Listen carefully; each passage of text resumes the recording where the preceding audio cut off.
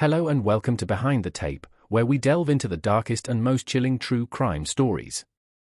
I'm Ryan, and today, we uncover the disturbing case of one of America's most infamous serial killers, Ted Bundy.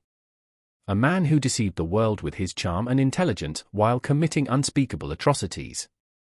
His crimes left a trail of devastation across multiple states, and even decades after his execution, his name still sends shivers down the spine of anyone familiar with his story. Ted Bundy wasn't the monster lurking in the shadows, he was the one smiling at you in broad daylight. A law student, a crisis hotline worker, and a seemingly normal, charismatic man who hid the mind of a predator. Join us as we unravel his twisted story, one horrifying detail at a time. Born Theodore Robert Bundy on November 24, 1946, in Burlington, Vermont, Ted Bundy grew up believing his grandparents were his parents and that his mother, Eleanor Louise Cowell, was his sister. This deception would only be one of many disturbing aspects of his early life. His childhood was fraught with instability and psychological issues, although no one at the time could have predicted the horrors he would later commit. Bundy showed early signs of manipulative behavior, and there were rumors of animal cruelty. While in high school, he became obsessed with true crime stories, particularly those involving violence against women. This interest, coupled with an inherent lack of empathy, laid the foundation for the predator he would become. Bundy's killing spree began in the early 1970s, and his method was as terrifying as it was calculated. He often lured his victims by pretending to need help, wearing a fake cast, struggling with crutches, or posing as a police officer. Once he gained their trust, he would overpower them, abduct them, and commit unimaginable acts before disposing of their bodies in remote locations.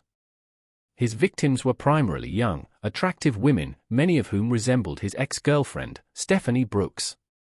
His ability to blend in and charm people allowed him to move undetected for years, leaving behind a trail of fear and sorrow.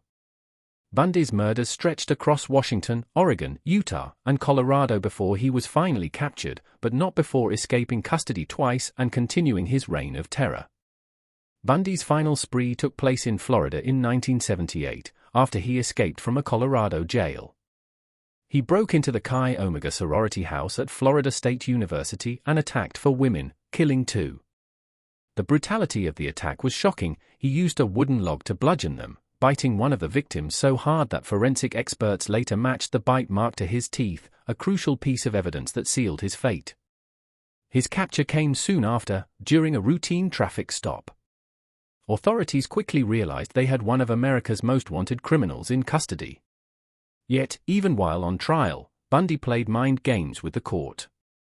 He insisted on representing himself, turning the proceedings into a spectacle. His charm and confidence captivated some, but the evidence against him was overwhelming. In 1979, Bundy was sentenced to death for the Florida murders.